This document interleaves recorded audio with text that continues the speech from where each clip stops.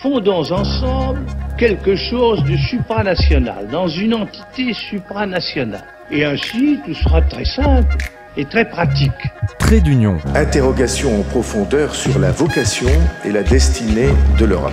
François Hollande s'est aussi inquiété à Strasbourg de la méfiance croissante des peuples vis-à-vis de l'Europe. Tant qu'il y aura la crise, il y aura une défiance de l'Europe, même si ce n'est pas l'Europe qui fabrique la crise. Trait d'union, le magazine hebdomadaire de l'Europe. Parler ou définir l'avenir d'une nation comme la nôtre, sans situer cet avenir dans le cadre européen, on ne doit pas accepter que cette question soit éludée. Madame Rosière, bonjour. Bonjour. Et effectivement, ravi de vous retrouver pour cette fois-ci nous présenter vraiment dans le concret ce que peut être le travail d'une députée comme vous qui a souhaité être le rapporteur d'un projet sur les appellations géographiques non agricoles. C'est un projet qui vous tient à cœur, que vous avez mené de longue date, et cette conférence que vous allez donc présenter est un peu le préambule de ce qui sera vraiment la séance plénière. C'est ça. Ce projet qui demande que les protections des indications géographiques soient étendues aux produits non agricoles, aux produits non alimentaires, aux produits de l'artisanat, aux couteaux, à la céramique, c'est un projet qui me tient à cœur et que j'ai souhaité mener dès mon arrivée au Parlement européen, dès le mois de juillet 2014, avec l'attribution d'un rapport, un travail d'élaboration d'un projet de texte, une discussion avec mes collègues. Et là, cette conférence qui a lieu une semaine avant, c'est l'occasion d'illustrer, de rendre les choses tangibles, réelles, de donner à voir la réalité de ces produits qui pourraient bénéficier d'une telle protection. Donc le but de cette conférence, c'est d'écouter les professionnels qui seront nombreux pour expliquer leur métier, quels sont leurs produits, quel est leur savoir-faire, quelle est leur valeur ajoutée, et de sensibiliser mes collègues députés pour que, je l'espère, ils m'apportent ensuite leur soutien sur mon rapport. Eh bien, grâce à vous, Madame Rosière, nous avons pu pénétrer, nous, en tant que Divergence FM au sein du Parlement européen, et retransmettre ainsi cette conférence. Merci encore.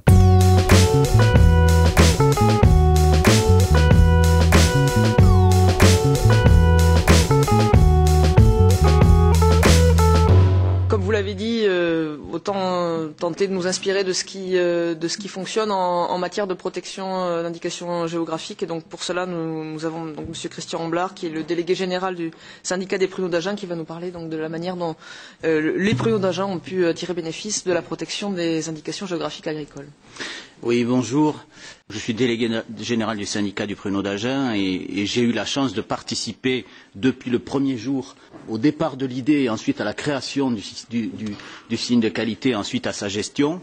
Je suis membre du comité exécutif d'origine et je suis en même temps, j'ai une troisième fonction qui est très utile, c'est que je suis le secrétaire général de l'association internationale des producteurs de pruneaux qui réunit l'ensemble des producteurs du monde, non pas autour des indications géographiques, mais autour du produit. Et c'est un forum très intéressant pour faire passer l'idée de la distinction des produits en fonction de leur origine. D'abord, quelques mots sur le pruneau. Je voudrais vous parler du bénéfice qu'a apporté l'indication géographique à partir d'un exemple concret qui est celui du pruneau. Et vous dire d'abord ce que c'est. Donc c'est une prune d'une variété très spécifique qui s'appelle la prune dente, qui est récoltée au mois d'août-septembre à pleine maturité, qui est séchée immédiatement par le producteur lui-même. C'est une originalité. Ce n'est pas une industrie, mais c'est le producteur lui-même qui sèche ses prunes et qui est livrée ensuite à un industriel qui va préparer le produit à la consommation. Donc il va le calibrer, le trier, le stocker et le conditionner et ensuite le commercialiser. Donc il le commercialise à des distances très lointaines puisque c'est un produit qui se consomme en très petite quantité et qui nécessite donc des circuits commerciaux très étendus pour la commercialisation. En France, 70% de la production est consommée en France, mais aussi sur les pays d'exportation qui sont essentiellement ceux de l'Union européenne, mais aussi l'Afrique du Nord et d'autres pays. La production mondiale. Alors pour comprendre le problème du pruneau d'Agen, il faut comprendre sa concurrence. La concurrence du pruneau d'Agen, elle n'est pas en Europe. Elle n'est pas en Europe, elle est dans des pays tiers.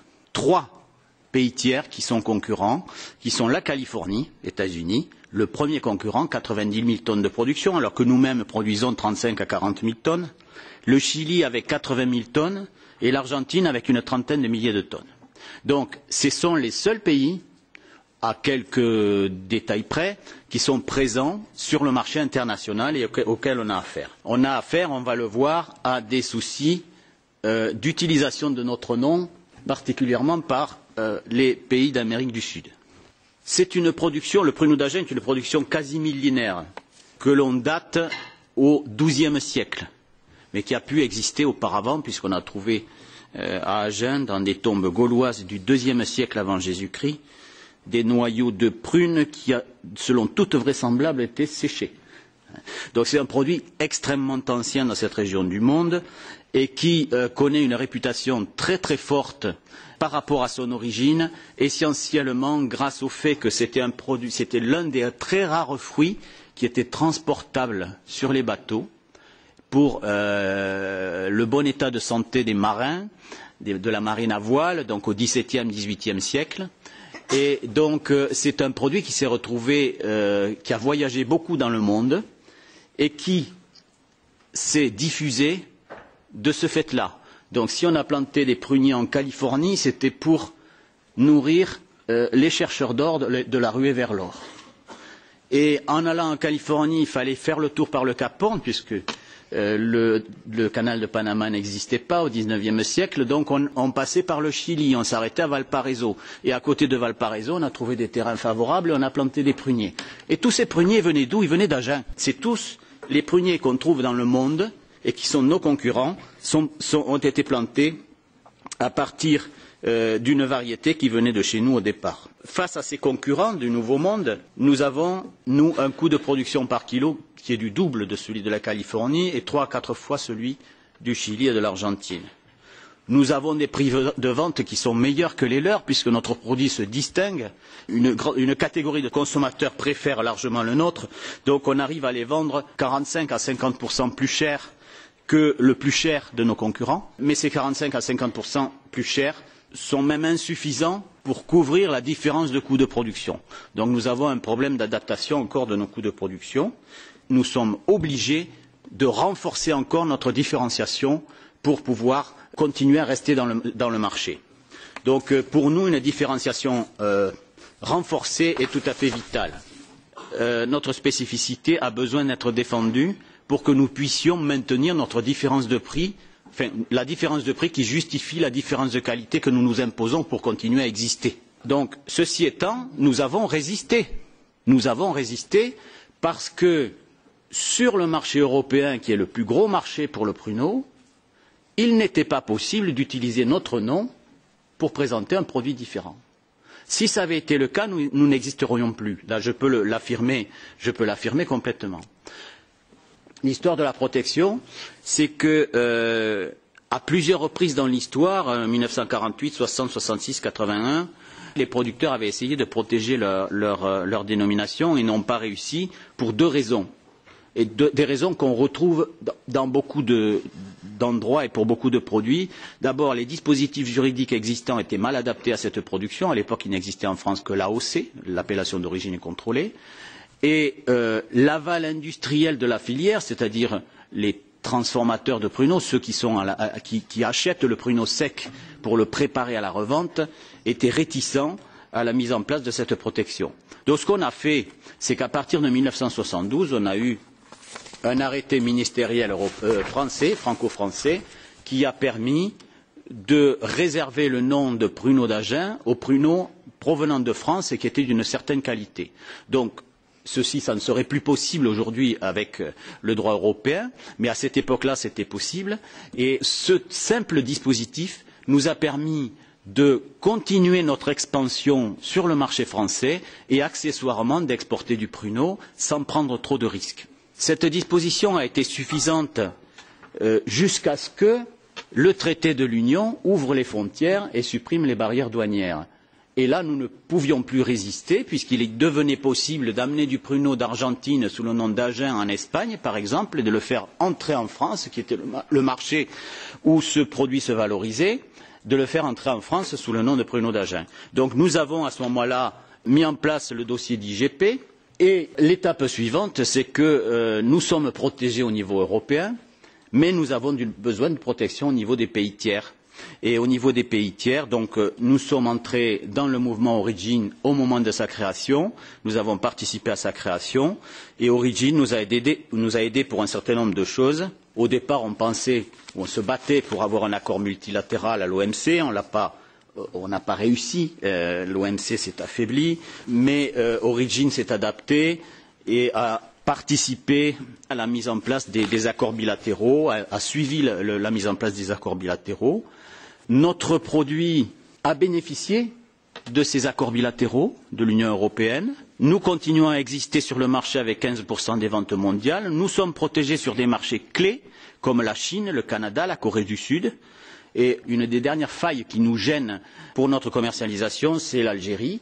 Mais la commission travaille sur l'Algérie. Nous avons participé d'ailleurs, j'ai participé personnellement à un colloque en Algérie pour essayer de faire progresser le concept d'indication géographique en Algérie. Quant au règlement communautaire, un mot sur les différents règlements communautaires. Les règlements de 1992 ont institué le principe du concept de l'indication géographique en Europe. Le règlement de 2006 a apporté la généralisation du logo. Je retiens ce qui a été totalement essentiel pour nous.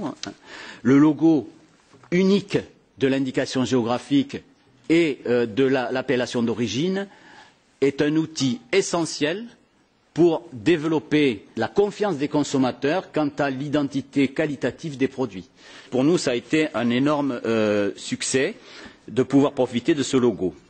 Et le règlement de 2012, le 1151, on voit qu'on progresse, a apporté l'obligation de protection d'office des indications géographiques en Europe, qui est encore un très grand progrès, puisqu'on n'a plus besoin d'avoir recours aux tribunaux pour qu'une production qui, de toute évidence, n'est pas d'origine, donc qui est une imitation, soit bloquée par les pouvoirs publics, par les services douaniers, sans même l'intervention d'un juge. Voilà, je termine en disant que Origin est devenu un interlocuteur privilégié de la Commission sur les questions relatives aux indications géographiques.